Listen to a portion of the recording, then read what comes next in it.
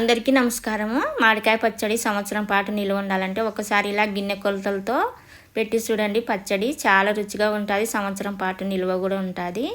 ఇప్పుడు ఎండలు అయితే ఎక్కువ ఉన్నాయి కదా, కొంచెం చల్లబడిన తర్వాత ఏప్రిల్ నెల తర్వాత మనం పచ్చళ్ళు పెట్టుకుంటాం కదా, అప్పుడు ఇలా గిన్నె కొలతతో పచ్చడి పెట్టుకొని చూడండి.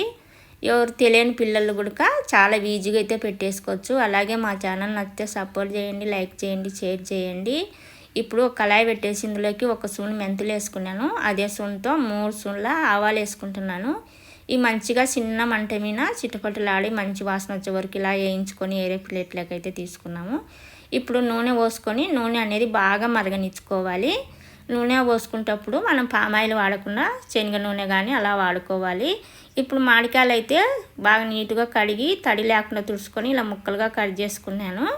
ఇలా కట్ చేసుకున్నాక ఒక గిన్నె తీసుకొని గిన్నె కొలత తీసుకుంటున్నాను.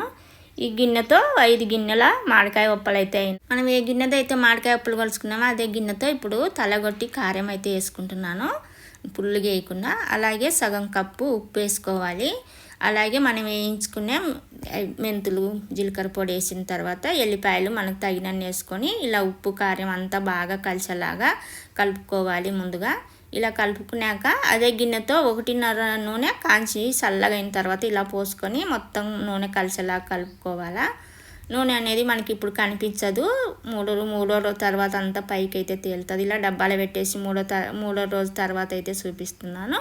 ఇప్పుడు ఇలా మనకు అంతా మగ్గింది పచ్చడి అయితే, నూనె కూడా పైకి వచ్చింది, సరిపోయింది నూనె అనేది. మొత్తం ఒకసారి ఇలా కలుపుకున్నాక లాస్ట్న ఉప్పు అనేది చూసుకోవాలా. మనకు కారం అయితే సరిపోతుంది. ఉప్పు అనేది చూసుకొని మళ్ళీ అదే డబ్బాలకి ఇలా పెట్టేసుకొని మనకు కావాలన్నప్పుడల్లా వేసుకొని తినవచ్చు. ఇలా 3 రోజుల తర్వాత అయితే పచ్చడి అయితే తినేయచ్చు. చాలా అంటే చాలా కమ్మగా ఉంది ఇలా అన్నంలో కలుపుకుంటే పచ్చడి అనేది. అలాగే మా ఛానల్ నచ్చినట్టయితే సపోర్ట్ చేయండి, లైక్ చేయండి, షేర్ చేయండి.